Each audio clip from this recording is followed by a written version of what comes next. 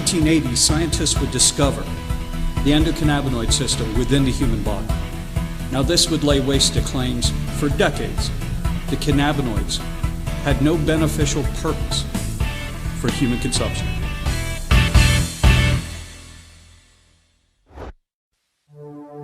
Obesity, particularly abdominal obesity and the associated cardiometabolic complications, are critical areas of investigation. The endocannabinoid system helps to regulate the central control of energy balance and peripheral metabolic processes, both of which may contribute to cardiometabolic risk factors.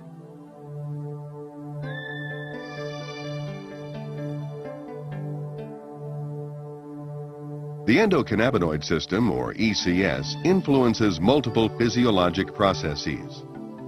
This intricate system modulates energy intake, as well as nutrient transport, metabolism, and storage. The ECS regulates these processes through endogenous ligands, such as anandamide and 2-arachidonyl glycerol, and the CB1 receptor. CB1 receptors are located in the brain, digestive tract, muscle, and adipose tissue. Integration of these central and peripheral ECS components is achieved through neuronal and hormonal signaling.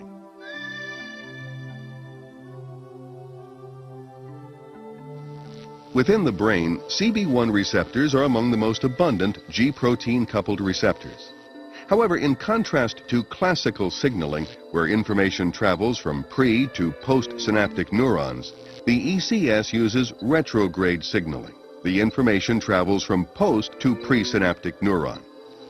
Let's take a closer look at this mechanism using a glutamatergic neuron model. When an action potential reaches the axon terminal, membrane depolarization triggers the release of glutamate. Glutamate binds to postsynaptic glutamate receptors, inducing calcium channels to open. During periods of intense neural activity, calcium accumulates in the postsynaptic neuron. This calcium buildup causes the synthesis and release of endocannabinoids from membrane lipids. Diffusing across the synaptic cleft, the endocannabinoids bind to the CB1 receptor, activating the G proteins. Activation influences ion flow. The result: suppression of presynaptic neurotransmitter release. Endocannabinoids are subsequently taken back into the cell and enzymatically degraded. In addition to acting as neural messengers, endocannabinoids mediate paracrine and autocrine signaling in adipocytes, hepatocytes, and other cells.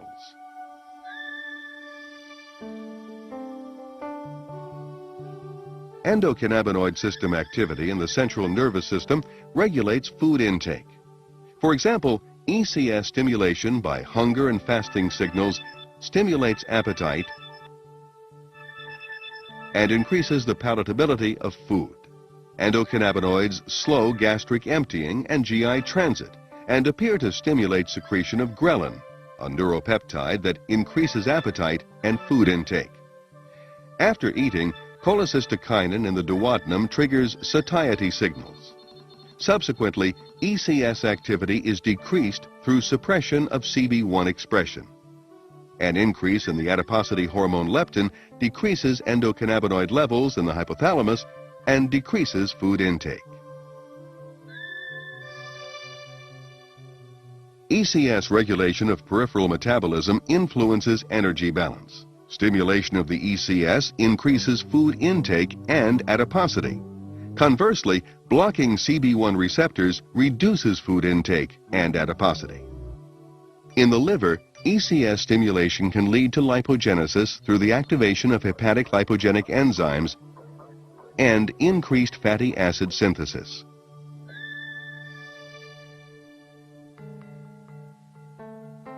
Chronic stimulation of the ECS is associated with dyslipidemia. Activation of CB1 receptors increases expression of SREBP1C, a lipogenic transcription factor, and increases fatty acid synthesis. SREBP1C increases production of lipogenic enzymes, ACC1, and fatty acid synthase. Increased fatty acid synthesis can lead to production of large triglyceride-rich VLDL.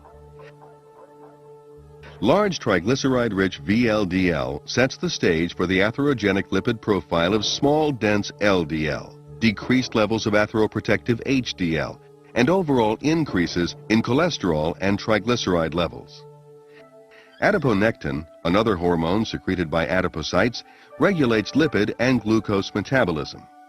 Adiponectin is believed to regulate fatty acid oxidation in muscle and liver, thus improving insulin sensitivity. CB1 receptor stimulation in adipocytes reduces adiponectin, while CB1 blockade increases adiponectin synthesis. Metabolic dysregulation leads to a constellation of symptoms including abdominal obesity, atherogenic dyslipidemia, hypertension, insulin resistance, prothrombotic state, and pro-inflammatory state.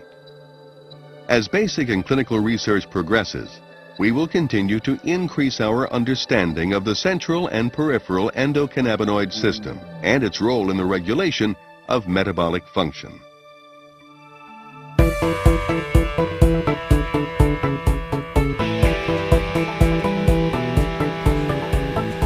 Have it in one plain video.